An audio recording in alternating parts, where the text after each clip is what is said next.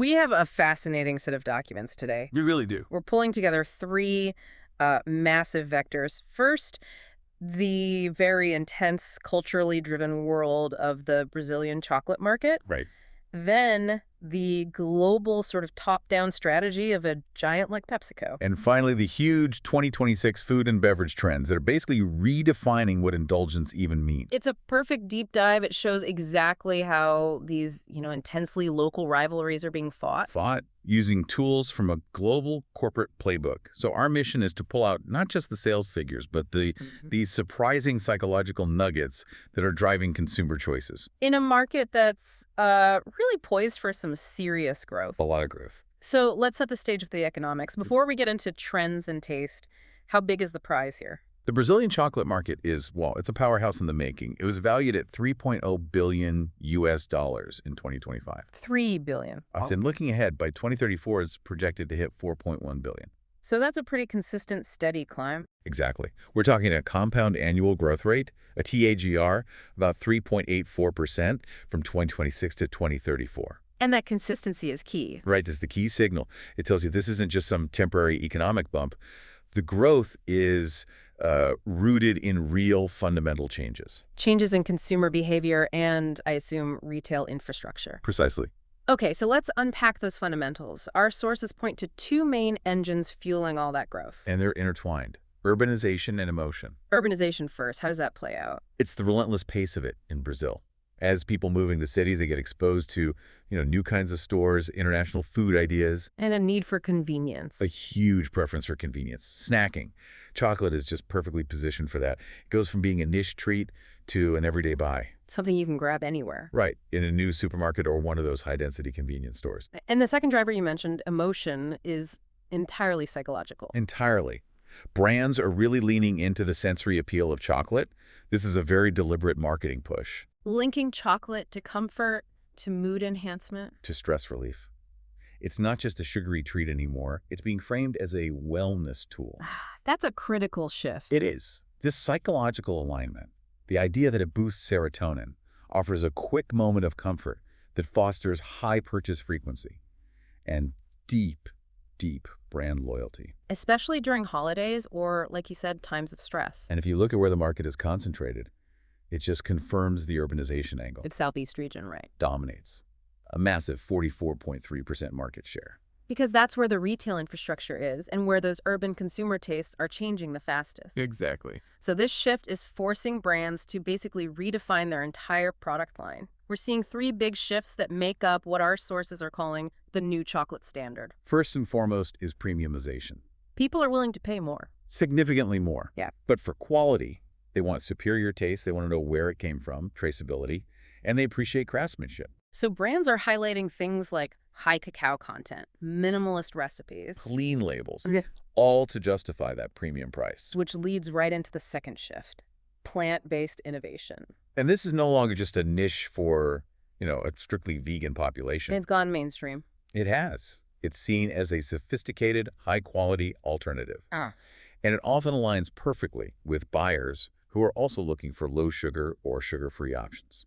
So the perception is changing from, I have to compromise on taste, to, this is actually a healthier, better choice. That's it, exactly. And tying these two together is the third driver, which is organic certification and trust. Transparency. Transparency and sustainability are huge purchase drivers now. And organic certification is a powerful signal of, environmental responsibility. You see Dingo Chocolates as an example here. A perfect example. They spent 2 years of R&D just to launch a fully recyclable truffle package. Getting rid of all the plastic. No plastic, just craft paper and aluminum. But wait, when you mentioned Dingo's packaging, I have to ask, isn't that just way more expensive?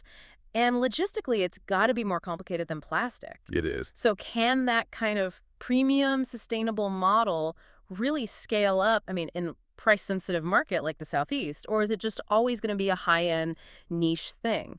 That's a fantastic point about scale and margin. For now, yes, Dingo's move puts them firmly in that high-value segment. And they can justify the price to a consumer who is already willing to pay for that peace of mind. Exactly. But the pressure is now on the big mass market leaders. They have to find a way to replicate that sustainability signal, but affordably. Or they risk losing that entire upper-middle-class buyer. Entirely. Fascinating. So let's quickly categorize how these products hit the market. On the volume and impulse side, where convenience is everything. You got your soft lines, SoCo filled bars, and your count lines. Those are the individual bars you just grab on the go? Exactly. And on the other side, you have the value and seasonal segment. Gifting, tradition. Right. Driven by boxed assortments, which are huge for Easter and Christmas, and molded chocolates. The playful shapes for peak seasons. And when we look at the core split milk and white versus dark, what does that tell us about the consumer? Milk and white chocolate still hold the majority share, no question. It's the traditional, familiar, sugary option. It has near total market penetration. Hmm. But all the momentum is with dark chocolate. It's a smaller segment, but it's growing faster. Robustly. And it's driven specifically by those health-oriented consumers. They're actively looking for high cocoa content, for antioxidants. And this is where the local Brazilian market really starts to intersect with that global wellness movement. Perfectly. Speaking of market share and history, we cannot discuss Brazilian confectionery without diving into the epic rivalry between Toddy and Nescau. It is truly epic. It's more than just a brand battle. It's cultural heritage, fought in the Brexit cups of generations of Brazilians. And Toddy's origin is surprisingly global. Very surprising. Founded in the U.S. way back in 1919, it was licensed for Latin America in 1928. And it officially landed in Brazil in 1933 with these incredible publicity stunts. Unbelievable. The records show they hired planes to skywrite the brand name over Rio de Janeiro. Skywriting a chocolate powder brand in the 1930s, that's how you become an icon overnight. But their arch rival was right there waiting for them. Nestlé's Nescau launched as Nescau in 1932. And that battle for the national breakfast drink has been raging ever since. It really has. Yeah. And the core of it often comes down to this perception of flavor depth. Right. I saw one consumer comment that was just brutal in its simplicity. It called Nescau all sugar and no chocolate. Ouch. That perception, is it a sweet drink or a real chocolate drink that drives loyalty? For decades. That has to sting. So, to stay relevant, both brands have diversified a lot. Oh, absolutely. Toddy has powder, biscuits, cereals, and of course, the ready-made drink Toddy Nail. Launched in '82, famous for its Happy Chocolate Cube Man mascot. And Nescau mirrors that. They have powder, cereals, biscuits, and their ready-to-drink option, Nescau Protein. And here's the corporate layer. Toddy and Toddy and are owned by PepsiCo. Right. PepsiCo acquired them in 2011 when they bought the biscuit maker Mabel. That gave them a massive footprint.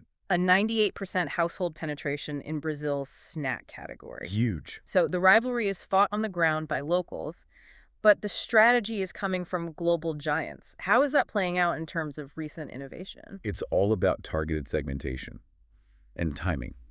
Nestlé Brazil is brilliant at this. The seasonal Kit Kats. Yes, in June 2024, flavors like hot, pumpkin pie with coconut, and canjica, specifically for the June festivals. They also targeted the upscale ice cream consumer. With Magnum's ruby chocolate flavor. That's aiming for the high-end experiential indulgence crowd. And then there's Hershey's, which shows innovation isn't just about flavor. Not at all. In May 2025, they worked with ADT to embed Bluetooth trackers in their special dark chocolate bar packaging. To stop theft in stores. Exactly. It's this unique intersection of candy and sophisticated security tech, all to protect margins. So the takeaway is these 90-year-old brands can't win the next decade by just skywriting anymore. Not a chance. They have to confront these massive global shifts. That's a perfect bridge. Let's pivot to those three huge global trends that are forcing PepsiCo and Nestlé to rethink everything. Trend number one is the sheer velocity of powerhouse protein. This trend is it's undeniable, globally. Hmm. Our sources show 3 out of 5 consumers are actively looking to get more protein in their diet. And the motivation is much broader than just, building muscle for athletes. Much broader. It's a holistic health claim. People want protein for physical benefits, Yep. performance, recovery, immunity, weight management. But also for mental benefits like focus and clear thinking. Right. And this combination is driving phenomenal growth. A 32% increase in food and beverage launches that feature protein and a health claim. And we see this in products like Oikos Fusion, designed for GLP-1 users. Yes. So for anyone who's unfamiliar, what exactly are GLP-1 users? GLP-1 is a class of medications. They're used for managing type 2 diabetes and more, for weight management. Okay. And users of these drugs often need specific nutritional support, especially high protein, to maintain muscle mass while they lose weight. So Oikos targeting them shows how protein is moving from general fitness into really clinical health support. Exactly. The second major trend is the gut health hub, the idea that the gut is the gateway to holistic wellness. This area has seen an even bigger spike in innovation, a staggering 42% growth in launches with gut or digestive health claims. Wow. And consumers are making deeper connections. They're linking gut health not just to immunity and weight, but to mental health. Over half, 53% globally link better gut health to stress relief and better sleep. It's a total body connection. Products like Nestlé's I Love Kefir are built entirely around this. And the third trend seems to marry the first two health trends with the indulgence people still crave, layers of delight. Exactly. Indulgence is shifting from a guilty pleasure to a multi-dimensional justified experience. This means the new indulgence has 4 pillars. It has to be a comforting moment, Mood enhancing. provide rich sensory enjoyment, and this is the key, provide healthier enjoyment. The data supports this tension. A 26% growth in new launches with indulgent claims. Brands are responding because people want to explore new things. 60% globally do. While still finding that familiar nostalgic comfort, 46% want that. They want novelty, but they want it to feel safe and justified. The perfect summary. Which brings us right back to PepsiCo, the corporate umbrella over Toddy. How do they take these massive functional global trends and bake them into their huge operation? Their preliminary 2026 financial outlook is built on exactly this strategy. What are they targeting? They're targeting 2 to 4% organic revenue growth. And, even more critically for investors, a core EPS growth earnings per share between 7 and 9%. And just to quickly clarify for you, when we talk about EPS, why is that metric so important to PepsiCo's strategy? EPS is the key measure of profitability for shareholders. Hitting a 7 to 9% growth target signals massive confidence in their efficiency and their ability to monetize these new trends. And this strategy came after talks with a major shareholder, Elliott Investment Management. Right, which underscores that their focus is on ruthlessly enhancing value through efficiency and targeted innovation. Okay, let's look at the 3 initiatives guiding that 2026 plan, because they're the blueprint for what might happen to brands like Toddy. First is affordability. They're using sharper, targeted pricing. Addressing the economic pressure people are feeling. Exactly, making sure their products are the easy, justified choice when a consumer is feeling the pinch. Second is innovation, and this is where that functionality comes in. They're actively elevating their agenda with what they call permissible and functional offerings. Meaning they're taking out artificial colors and flavors and adding in protein, fiber, whole grains. The specific examples are the key here. They point to Simply NKD Cheetos, the restaging of Lay's, and the big one coming in 2026, Doritos Protein. Doritos Protein. That's a direct response to that powerhouse protein trend. A direct, calculated, functional response. It proves they are willing to take a super traditional, indulgent brand and fundamentally redefine it with function. And finally, relentless efficiency. Aggressively reducing operating costs. They're closing 3 manufacturing plants and cutting nearly 20% of their U.S. SKUs by early 2026. Just to be clear, SIU stands for Stock Keeping Unit. Right. It's every unique product variation they sell. Cutting 20% of them means they are ruthlessly sacrificing traditional product variety. Things that were maybe low margin or didn't fit the new permissible profile. To free up massive resources for automation, digitalization, and investing in those high-margin functional innovations. That 20% cut is huge. It implies that if a product doesn't support that narrative of affordability or permissible indulgence, it is on the chopping block. It is. So if Doritos is getting a protein boost, and PepsiCo owns Toddy, a beloved chocolate brand in a booming market, are we looking at a protein-fortified Toddy Mayo on the horizon? Strategically, it makes perfect sense. Yeah. They have to leverage that 98% household penetration they got from Mabel. Why wouldn't they use their global R&D to modernize a nostalgia brand like Toddy? And launch a functional chocolate drink, a high-protein Toddy Nay. To aggressively challenge Nescau's dominance with the health-conscious urban middle class. The local rivalry becomes the perfect testing ground for their global functional portfolio. Okay, let's quickly synthesize these layers for you. We've seen this vibrant $3 billion Brazilian market. It's driven by emotional connection, urban convenience. And it's all encapsulated in that intense, chocolate-flavored rivalry between Nestlé and the PepsiCo-owned Toddy. But layered on top of that local taste battle is this massive, unforgiving, global corporate movement. Toward function, health, and strategic efficiency. Yeah. The competition isn't fought on taste anymore. It's fought on delivering justified choices. Whether that's through visible sustainability like Dango's packaging. Or advanced functionality like adding high protein. So the ultimate question for this market, and really for global consumer goods, is this. If a company like PepsiCo is cutting nearly 20% of its traditional products for efficiency, while pouring resources into functional snacks like Doritos Protein, How long can the aggressively sweet, purely traditional indulgence products survive against this rising global demand for healthier enjoyment in every single market, from São Paulo to Seattle? The future of the snack aisle isn't about flavor, it's about function.